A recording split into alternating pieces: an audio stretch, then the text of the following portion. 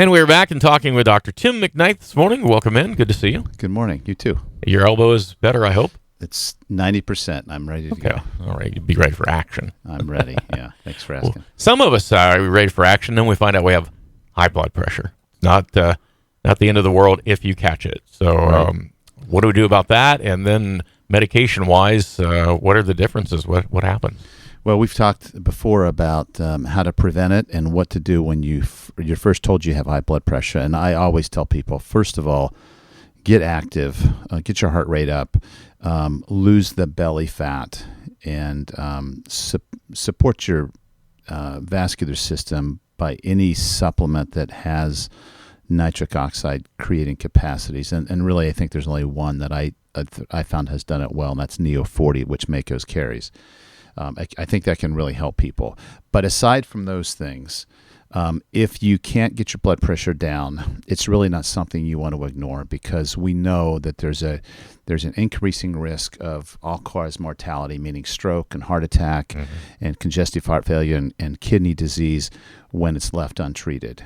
And the number that really requires us to treat high blood pressure is 140/90. When they're consistently above that, even if you don't feel it, that's a problem. You're causing damage to your arteries. You're developing more plaque in the arteries, potentially putting yourself at risk for aneurysms that can rupture and quickly bleed to death. And you're really not going to feel it until it is really high. Usually, right? it's probably about 160 or higher when you start to feel it. And I asked somebody the other day, "What do you feel?" He said, "Well, my face gets flushed and I get kind of a dull headache."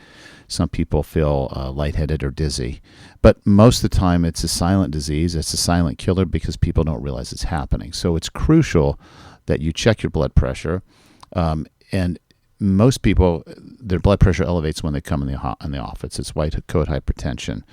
So get a blood pressure monitor and check it at home, and check it at random times, and be honest with yourself. If they are consistently above 140/90, you've got to do something. You're putting yourself at risk, and you can ignore it for years, but then you can end up with on dialysis. Next thing you know, your kidneys are shot, or you have a heart attack, or the worst thing I think is a stroke. So we have options in the office on how to treat this, and I wanted to kind of just remind the listeners of some of the options that we have.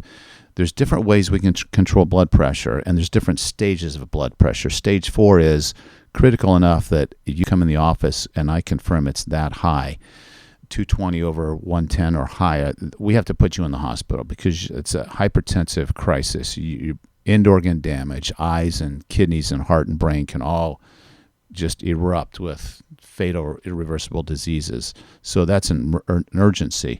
But most of them require some kind of a treatment. And we have different types of medications that do that, and they all have pros and cons. The first line of treatment is a diuretic, believe it or not. We give you something that helps you get rid of a little bit of excess water. And that can bring your blood pressure down pretty nicely. The problem with the diuretics is when we get to the higher doses, which most people would need, it flushes out your potassium. So then you're taking a huge potassium supplement with the water pill. So that's an issue. And some people, obviously, they get the urge to go to the bathroom, and they'll take that blood pressure pill, and for the next 4 hours, they're thinking, I got to be close to the bathroom. So it makes it inconvenient if you're on the road a lot. Maybe not the best choice. But the idea is you get some of the volume out of the blood vessel system, and that reduces the pressure. The second line of treatment, there's a bunch of different types. A lot of people do very well with a beta blocker. And beta blockers are a type of blood pressure medicine that does two things. They relax the arteries so the arteries can dilate a little bit, and they slow the heart rate down. So people that are uptight, they come in with high blood pressure and they're anxious and their heart rate's up, that's a great option because it lowers the heart rate. It helps to control palpitations that people have, and it lowers the blood pressure. Beta blockers are wonderful in the sense that we can start with a low dose and titrate up to a really high level. So we have a lot of room to play with those. The problem with the beta blockers is they can make you tired with higher doses, and for men they can cause erectile dysfunction when you get to the mid-range doses, and that's obviously a problem for men. But they do allow us to normally control the blood pressure pretty well if you don't have those issues. There's another line of treatments called calcium channel blockers. They do kind of the same thing. They can slow the heart rate down, and they can lower the blood pressure. The problem with those is they can cause, with higher doses, they can cause some swelling in the legs. So often if we're doing a calcium channel blocker, we'll give them a small dose diuretic. Then we have the angiotensin receptor blockers. We call them ARBs, and those kind of work at the level of the kidneys, and those are really well tolerated. They don't have too many side effects.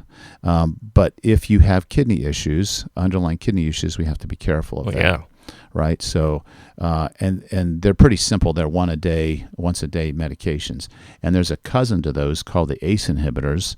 Those are the angiotensin converting enzyme inhibitors, and both of these medications work by blocking the effect of angiotensin. Angiotensin causes the blood vessels to constrict, and these two medicines prevent that from happening at two different levels.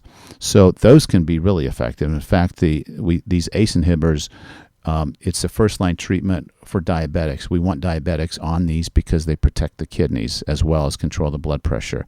If you've had any type of heart surgery, the cardiologist will usually add these because they help not only control the blood pressure, but they help the muscle and the heart to heal and to become stronger. So these are great medications, the ACE inhibitors. A couple of drawbacks with ACE inhibitors and ARBs is that they can cause potassium to go up or down. They can affect the sodium levels, so we have to watch that. And the ACE inhibitors in particular can cause a dry, tickly cough. And there's a lot of people that try these because they're simple, they're cheap, they're once a day. But this cough feels like you got a feather in your throat, and it tickles, and it's an annoying cough that you can't get rid of. And some people, over time, it improves. But if you've been on it a month and it's not going away, it's probably not going to go away, and we have to stop it. And it may take 2 or 3 or 4 weeks to clear that cough. So that's sort of the big drawback with the ACE inhibitors. We also have to be careful with those with certain kidney conditions as well. I'll not be taking one of those being on the air.